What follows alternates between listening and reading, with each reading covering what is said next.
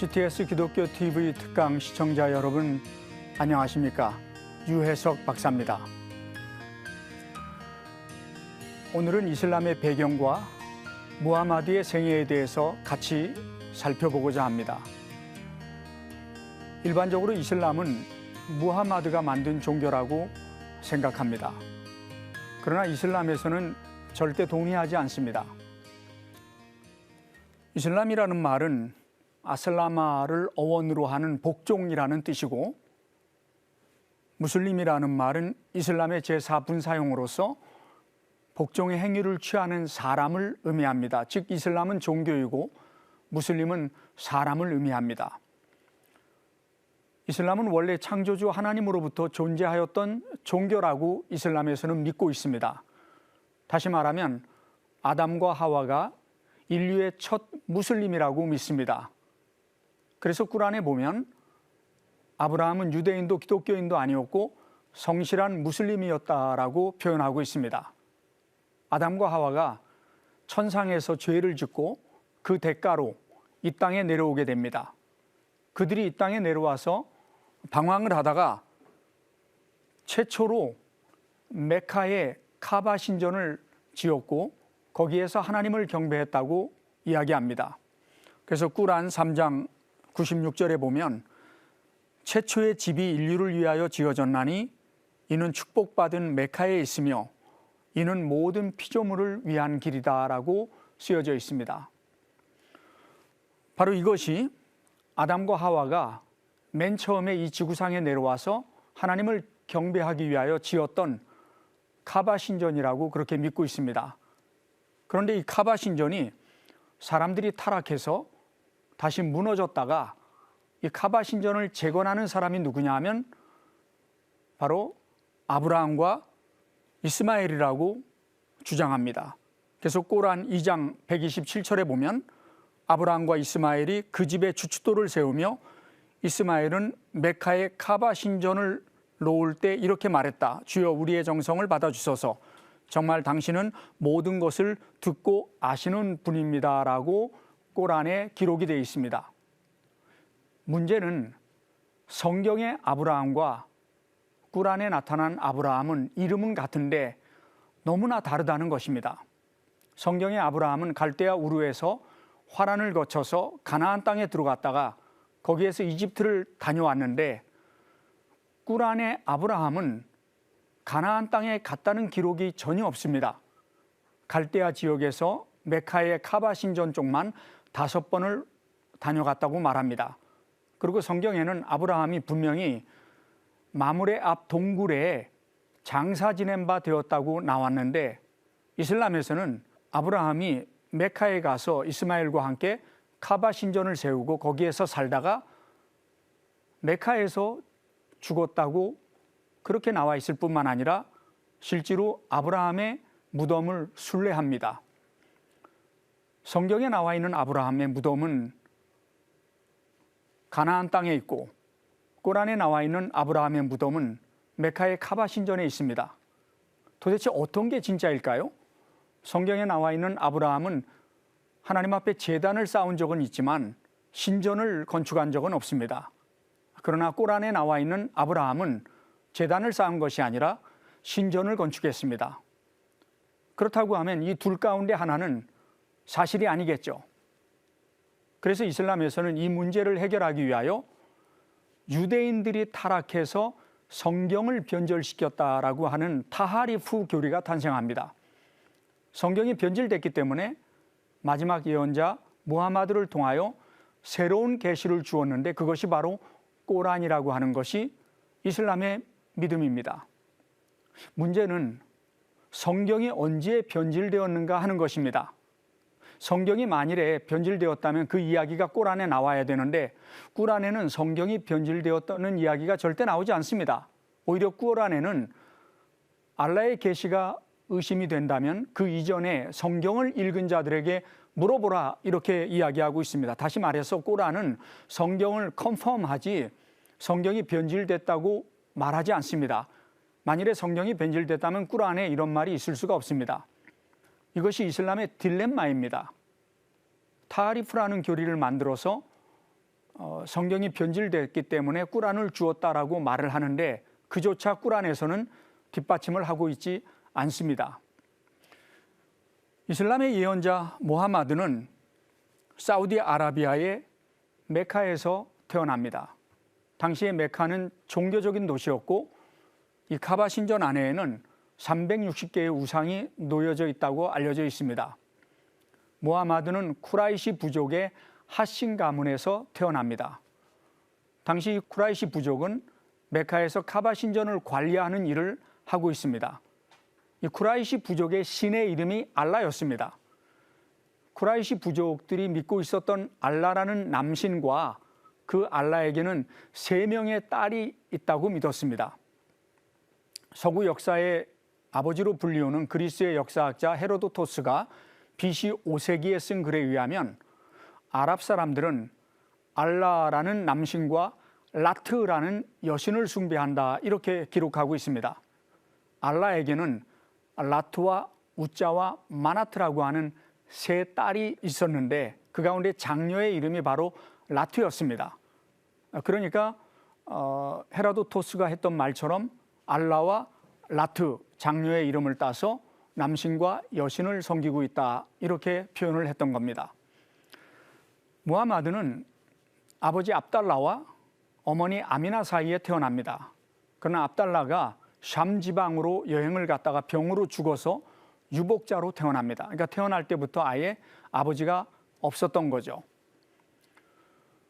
이 쿠라이시 부족은 전통에 따라서 태어난 지 7일 만에 사막에서 생활을 하게 됩니다. 당시에는 남자를 굉장히 존중하던 시대였기 때문에 이 거대한 사막을 뚫고 살아남기 위해서는 강건해야 되기 때문에 베두인들에게 들어가서 함께 살도록 했습니다. 그래서 무하메드는 베두인 여인 할리마의 손에서 자라게 됩니다. 근데 무하메드가 2살 되던 때에 신기한 변화가 일어납니다. 이슬람의 기록에 의하면 할리마의 아이들이 울부짖으면서 할리마에게 달려와서 무함마드가 귀신 들렸다고 그렇게 이야기를 합니다. 그래서 남편과 할리마가 달려가 보니까 무함마드가 하늘을 향해 창백한 얼굴로 앉아 있었다고 합니다. 이슬람에서는 이때 2명의 천사가 무함마드에게 와서 그의 심장을 꺼내서 깨끗하게 씻은 다음에 다시 심장을 집어넣었다 이렇게 이야기합니다. 근데 할리마의 남편이 나는 이 아이의 병으로 인하여 두렵다 이렇게 말하면서 이 아이를 키우지 못하겠다고 아미나에게 데려다 줍니다. 그러나 아미나는 당시에 너무나 가난했습니다. 그 모습을 보고 키울 수 없을 것 같아 다시 할리마와 그의 남편이 무함마드를 데리고 갑니다. 6살의 나이에 무함마드는 이제 집으로 돌아옵니다. 여러분 6살짜리 아이가 얼마나 아름답고 얼마나 정말 보기 좋습니까? 그래서 이 어머니 아미나는 자기 친정 식구들이 당시에 메디나라는 도시에 살고 있었습니다. 그래서 친정 식구들에게 아들을 보여주기 위하여 메디나에 갔다가 오던 길에 메카의 카바 신전 근처 아부아라고 하는 오아시스에서 병으로 죽음을 맞이합니다. 무함마드는 어머니와 아버지를 다 잃어버린 고아가 됐습니다. 그 후에 무함마드의 할아버지가 무함마드를 키웁니다. 그런데 또 무함마드의 할아버지도 죽습니다. 8살 되던 해에 무함마드는 또 혼자가 됩니다. 그래서 무함마드는 자기 삼촌이었던 아부 탈립에게 의탁을 하게 되죠. 무함마드가 12살 때의 일이었습니다. 삼촌 아부 탈립이 시리아로 무역을 떠나는데 그 시리아 남쪽에 보스라라고 하는 도시가 있습니다. 거기에서 쉬고 있을 때에 부할이라고 하는 수도사가 다가와서 무함마드의 삼촌에게 뭐라고 말하냐면 이 아이는 예언자의 표식이 있는 아이니까 유대인들에게 보이지 말라 이렇게 이야기를 했다고 합니다. 바로 그 자리가 바로 이 자리입니다. 이곳에서 무함마드는 그 부할이라고 하는 수도사를 만나게 됩니다. 당시 네스토리안이라고 하는 경교를 믿고 있었던 그런 수도사였습니다. 그 수도사가 사역하고 있던 데가 바로 수도원이었는데 바로 이 수도원에서 사역하던 원장인 부하리가 모하메드를 만나게 되었다라고 기록을 하고 있습니다. 대상에서 돌아온 무하마드의 삼촌은 대상을 실패하다시피 했기 때문에 다시는 대상을 나가지 않습니다. 그래서 무하마드는 가난한 삼촌의 집안일을 돌보면서 목동으로 살았습니다.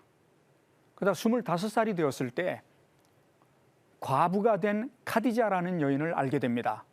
이 여인은 쿠라이시 부족 가운데 부유한 여인이었습니다. 이전에 2명의 남편과 결혼했는데 남편들이 다 죽으면서 유산을 남겨주었습니다. 그런데 대상을 할 총무를 찾는다는 말을 듣고 무하마드가 지원을 하게 되고 무하마드는 카디자 집안의 총무가 되어 대상을 이끌게 됩니다. 25살의 나이에 무하마드는 대상을 끌고 샴 지역에 갔다가 돌아옵니다. 대상은 성공합니다.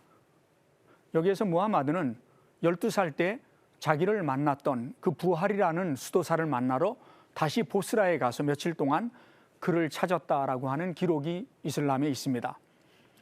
대상을 승리로 끝내고 돌아온 무하마드는 15살 연상의 카디자라고 하는 여인이 청혼을 하게 됩니다. 그래서 결혼이 성립이 되지요. 가난했던 무하마드는 부유한 아내를 만나 모처럼 경제적인 부를 누리면서 평온한 삶을 살게 됩니다. 무하마드와 카디자 사이에는 2 아들과 4명의 딸이 있었습니다. 그런데 2 아들, 첫째 아들은 압둘이라는 아들이고 둘째 아들은 까심이라는 아들인데 이 아들이 전부 다 어렸을 때 죽습니다. 당시 남아들을 선호하던 시대에 아들들이 다 죽고 딸만 남아 있으니까 무하마드가 굉장히 서운했겠죠. 그래서 자기 삼촌의 아들이었던 알리를 양아들로 입양하게 됩니다. 그 다음에 자이드라고 하는 노예를 양아들로 입양하게 됩니다. 이때까지만 해도 무하메드는 평범한 사람이었습니다. 그런데 자녀를 잃고 방황하기 시작합니다. 당시에 경건한 사람들은 라마단 기간에 한 달 동안 해 질 때부터 해 뜰 때까지 금식하는 것이 풍습이었습니다. 이 라마단 금식은 이슬람에서 만든 것이 아니고 원래 있었던 중동 사람들의 종교에 이슬람으로 흡수된 것이라는 걸 알 수 있습니다. 이 무하마드는 메카에서 한 3km 정도 떨어진 히라산 동굴에서 금식을 하고 있었습니다. 하인이 가져다주는 음식을 먹고 해 뜰 때부터 해 질 때까지는 금식을 하고 있었는데 27일째 되는 날 밤에 갑자기 에에라라는 음성이 들렸다고 합니다. 아랍어로 에에라라는 말은 읽으라라는 말입니다. 그래서 무하마드가 무엇을 읽으란 말입니까? 목을 졸르면서 에에라 무엇을 읽으란 말입니까? 또 한 번 목을 조르면서 에에라 무엇을 읽으란 말입니까? 그럽니다. 그때 음성이 들립니다. 만물을 창조하신 그대 주님의 이름으로 읽어라. 인간은 한 방울의 정액으로 창조되었나니. 이 구절이 계시가 됩니다. 무하마드는 너무 놀라가지고 너무 무서워서 그 꼭대기에 올라가서 자살을 하려고 했는데 음성이 들려서 자살을 하지 못하고 아주 두려운 마음으로 집에 들어옵니다. 그리고 카디자에게 자기가 본 것을 이야기합니다. 근데 무하마드는 자기가 천사 가브리엘을 봤다는 이야기를 하지 않습니다. 무하마드가 무엇을 봤다 그랬냐면 진을 봤다 그랬습니다. 자, 아라비안 나인트에서 주인님 부르셨습니까? 하고 나오는 게 진이죠. 바로 이 진은 중동 지역에서 그 천사와 인간 사이의 영물입니다. 무하마드는 진을 봤다 그랬습니다. 실제로 꾸란에 보면 메카 계시와 메디나 계시가 있는데 무하메드가 초창기에 12년 동안 받았던 이 메카 계시에서는 한 번도 천사 가브리엘 얘기가 나오지 않습니다. 그러나 메디나에 온 이후에 끄트머리에 꾸란에 2번 천사 가브리엘의 이야기가 나옵니다. 무하마드는 자기가 진을 봤다 그랬습니다. 무하마드가 평소에도 이런 적이 있었기 때문에 그를 잘 안정시킨 다음에 카디자는 자기의 외사촌이며 무하마드의 영적인 멘토였던 이븐 와라카 나우파를 찾아갑니다. 그래서 무함마드가 경험했다는 것을 이야기해주고 무함마드가 진을 봤다고 그렇게 말을 했는데, 바로 이분 와라카 나우팔이 하디자에게 뭐라고 말하냐면, 무함마드에게 나타난 것은 진이 아니고 모세에게 나타났던 천사 가브리엘이다 라고 가르쳐 줍니다. 처음으로 천사 가브리엘 얘기가 모하메드의 언행록, 이슬람의 제2경전인 하디스에 나오게 되는 거죠. 자, 무함마드는 그 말을 듣고 침묵합니다. 그리고 또 다른 계시가 나타나지 않습니다. 그리고 3년 후에 다시 한번 계시가 나타나기 시작하면서 본격적으로 이슬람이 시작됩니다. 아까도 얘기했지만 무함마드는 절대로 자기가 천사 가브리엘을 봤다는 얘기를 하지 않았습니다. 자기는 진을 봤다고 이야기했습니다. 그 무함마드가 계속해서 계시를 받았다고 이야기를 하고, 또 메카 카바 신전에 있는 것은 우상이기 때문에 섬기면 안 된다고 이야기를 하니까 쿠라이시 부족에서는 상당히 모하메드에게 반감을 갖게 됩니다. 왜냐하면 이 쿠라이시 부족은 카바 신전에 경배하는 사람들이 와서 바치는 그 제물, 그거를 관리하면서 그거를 가지고 사는 사람들입니다. 그런데 무함마드가 알라만이 진정한 신이고 다른 것들은 다 우상이다 이렇게 말하니까 무함마드하고 갈등이 불가피해지는 거죠. 무함마드에게 나타난 것을 천사 가브리엘이라고 믿지 않았습니다. 왜 그러냐 하면 꾸란에 보면 꾸란 15장 6절에 그대에게 꾸란이 계시되었다니 그대가 미친 자가 아니뇨, 이런 말에 대해서 변명하는 구절이 16번이나 나옵니다.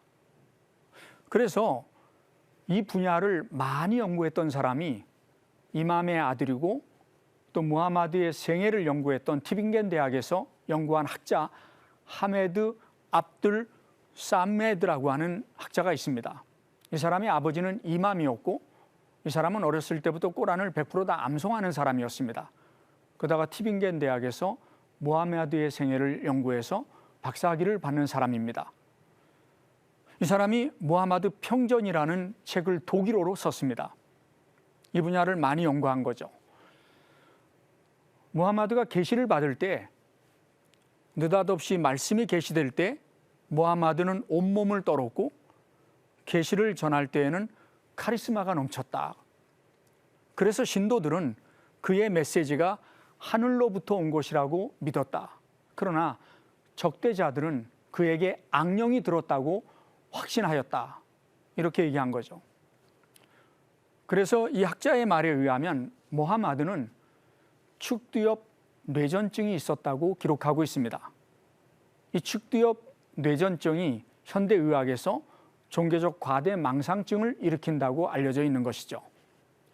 이미 8세기의 역사학자였던 테오파네스에 의하면 무함마드가 자주 뇌전증을 일으켰다라고 기록하고 있습니다. 실제로 하디스에 보면 무함마드가 계시를 받을 때 어떤 현상이 나타났는지에 대하여 잘 기록하고 있습니다. 선지자가 종소리를 듣거나 낙타처럼 코를 골거나 추운 날임에도 땀을 심하게 흘렸으며 대화가 불가능했고 몸을 심하게 떨었다. 입에서 거품이 흐를 때도 있었다고 여러 하디스에서 전하고 있습니다. 자, 우상을 섬기지 말라는 모하메드의 견해와 쿠라이시 부족 간의 견해가 충돌하면서 쿠라이시 부족들은 무함마드를 핍박하기 시작합니다. 처음에 계시를 받은 때부터 10년이 지났습니다. 그리고 무함마드를 따르는 사람들이 약 100명 정도가 됐습니다. 무함마드가 결혼한 지 25년 만에 무함마드의 부인 카디자가 죽게 됩니다. 같은 해에 자기를 키워주었던 아부 탈립도 죽게 됩니다. 자기의 가장 중요했던 후원자들을 잃어버렸던 무함마드는 쿠라이시 부족들의 4대 위협을 피해서 AD 622년에 메카를 떠나 메디나로 이주를 합니다. 이때를 이슬람의 원년으로 봅니다. 메디나에 온 지 얼마 후부터 나클라 원정을 시작하면서 칼을 들기 시작합니다. 그래서 메카와 실크로드를 횡단하는 대상들을 숨어서 기습합니다. 전쟁을 약 72번 일으키고 27번 자기가 직접 전쟁에 참전하면서 영토를 넓혀갔습니다. 메카에서는 기도와 금식과 예배하며 성직자처럼 살다가 메디나에 와서는 칼과 무력으로 강제 개종을 시켰습니다. 메카에서는 한 여인과 결혼했지만 메디나에 와서는 12명의 여인과 결혼합니다. 메카에 와서는 우상 숭배자들과 싸웠지만 메디나에 와서는 유대인과 기독교인들과 싸웁니다. 결국 칼로 아라비아 반도를 정복하고 AD 632년 6월 8일 62세의 나이로 메디나에서 고열과 폐렴으로 죽습니다. 마지막으로 우리가 짚고 넘어가야 될 것이 있습니다. 윌리엄 위클리프라고 하는 종교개혁자는 종교개혁자들의 아버지로 불리우는 사람입니다. 이가 한 말은 가톨릭의 타락이 이슬람을 낳았다는 것입니다. 이 얘기를 조금 더 하면 AD 590년에 그레고리 1세가 교황이 됩니다. 그 이전에는 5개의 교구 감독들이 모여서 결정을 했는데 성경에도 없는 교황이 등장하고 이때부터 중세 암흑기가 시작됩니다. 교황 무호설이라든가 연옥설이라는 교리가 이때 만들어지게 되는데 이를 반대하는 사람들은 전부 이단이 됐습니다. 그래서 많은 이단들이 만들어졌고 이 이단들이 박해를 피해서 아라비아 반도로 들어가서 오늘날 이슬람이 만들어지는데 역할을 하게 됩니다. 그래서 이슬람을 연구하다 보면 꾸란에 영향을 미친 많은 기독교 이단들이 있었다는 것을 알 수 있습니다. 콜로피스주의라든가 도세티움이라든가 단성론자들 에비온파의 영향을 많이 받습니다. 왜냐하면 모하메드 부인이 에비온파 신자였고 모하메드에게 가장 큰 영향을 끼쳤던 이븐 와라카 나우팔이 바로 에비온파 사제였기 때문이죠. 그래서 많은 이단들의 영향을 받아서 이슬람이 시작됐다고 이야기하는 것입니다. 그리고 로만 캐톨릭의 타락이 이슬람을 낳았기 때문에 다시 하나님의 말씀으로 돌아가는 것 외에는 이슬람에 대한 해결 방법이 없다라고 말했던 사람이 윌리엄 위클리프입니다. 저는 종종 생각합니다. 이 무하마드는 진리를 찾고자 방황했습니다. 두 아들을 죽은 다음에 여러 곳에 가서 진리를 찾고자 방황했지만 당시의 아라비아 반도에는 오늘날 우리와 같은 제대로 된 기독교인들은 없었고 기독교 이단들만 많이 있었습니다. 그래서 무하마드는 일생 동안 제대로 된 기독교인들을 단 한 번도 만날 수가 없었습니다. 우리는 지금 세계 선교 역사의 새로운 변화의 시기를 맞이하고 있습니다.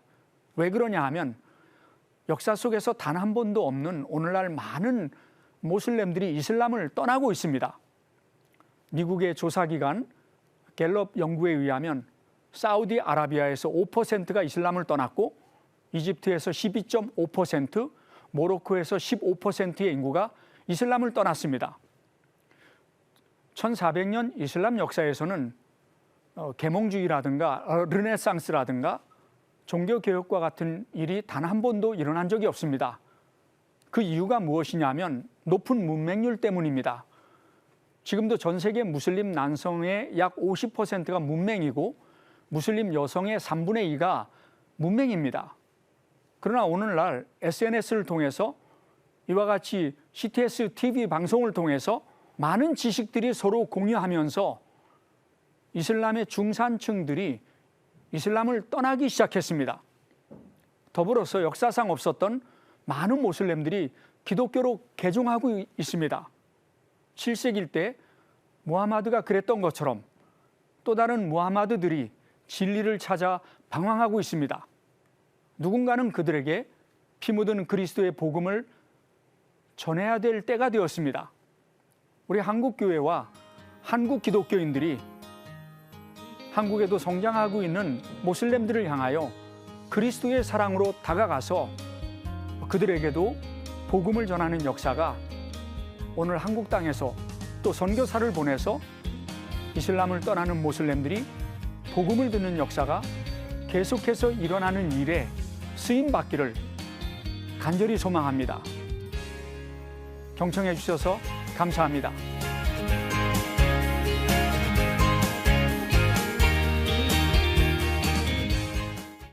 이 프로그램은 여러분의 미디어 선교 후원으로 제작되었습니다. 선교는 사명, 후원은 동역. 당신도 복음을 전할 수 있습니다.